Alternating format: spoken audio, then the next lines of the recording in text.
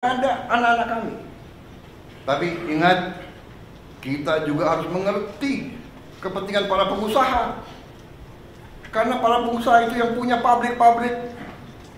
Kalau mereka merasa susah, mereka bisa angkat kaki dari sini. Jadi, kita sekali lagi Indonesia Incorporated, kerukunan. Bahkan dari mereka, pemimpin buruh yang Pak, kalau bisa Bapak kumpulkan Pak 150 dari kami, tolong kumpulkan 150 tokoh-tokoh pengusaha. Ini permintaan mereka.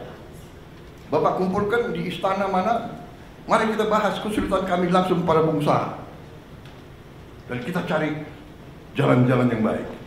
Tetapi pemerintah, mulai dari Pak Jokowi dan mulai dari Pak SBY, sudah melakukan berapa tindakan dan kebijakan pro orang miskin, menurut saya yang luar biasa.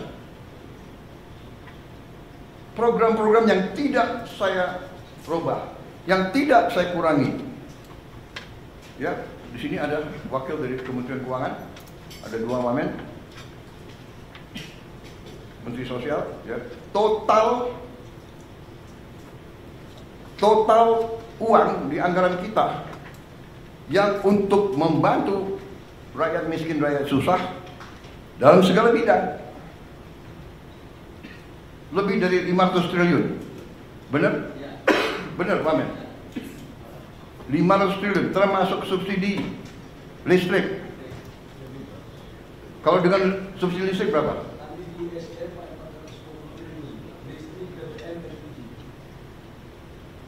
Di Kemsos 500.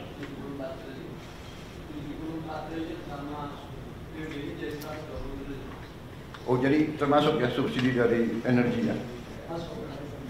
Totalnya semua 500 ya? 500 triliun. Dan saya tidak rubah, dan ini kebijakan pemerintah sebelum saya. Ini adalah, we are a real welfare state. Jadi saya juga katakan kepada para pengusaha, upah saudara bisa relatif masih, upah yang kau kasih ke pekerja relatif bisa dikatakan rendah dibandingkan tetangga-tetangga kita. Karena pemerintah memberi bantuan tunai langsung, ya, ada keluarga harapan, transfer langsung dan sebagainya, totalitasnya 500 triliun, 30 miliar dolar lebih.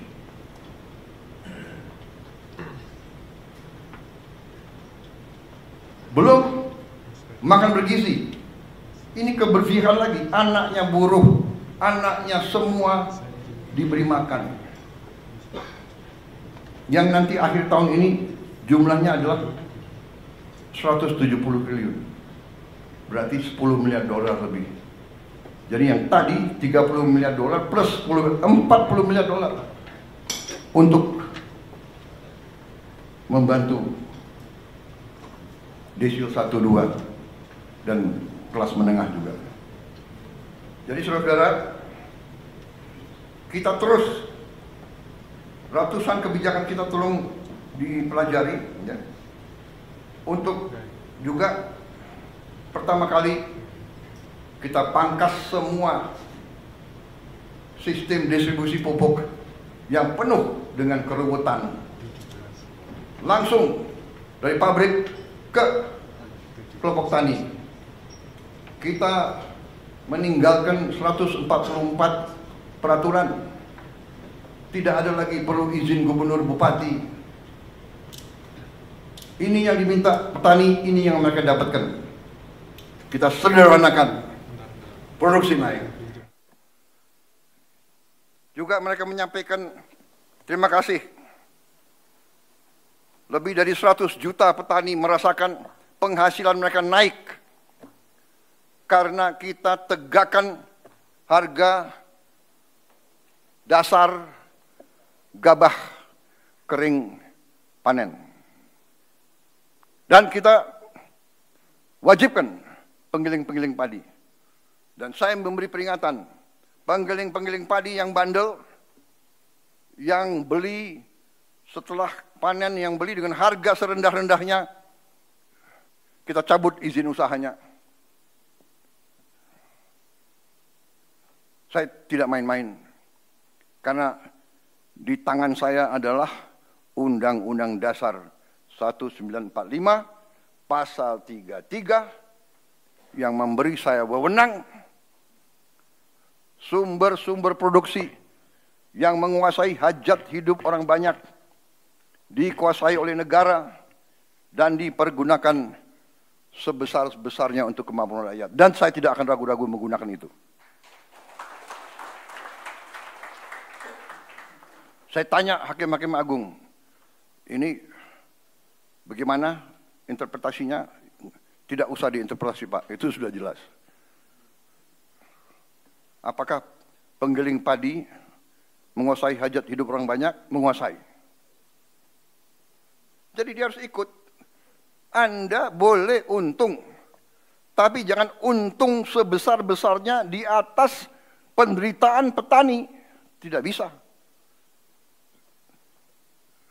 Silakan pilih. Anda mau operasi atau Anda kita tutup. Polis lain. Saudara-saudara, dahsyat itu pasal 33. Kita Indonesia Incorporated, pengusaha harus untung. Tapi jangan mau untung sebesar-besarnya di atas penderitaan rakyat. Tidak. You untung, boleh. Rakyat juga harus untung, petani harus untung. Dan ini dilaksanakan di banyak negara. Saya bukan orang pinter. Kalau perlu saya nyontek orang pinter.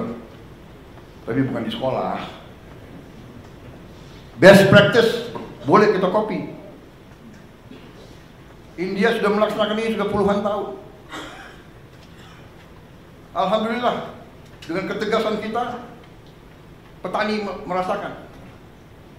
Mereka mengatakan belum pernah menerima penghasilan setinggi ini musim panen yang kemarin. Jadi ini terus ya.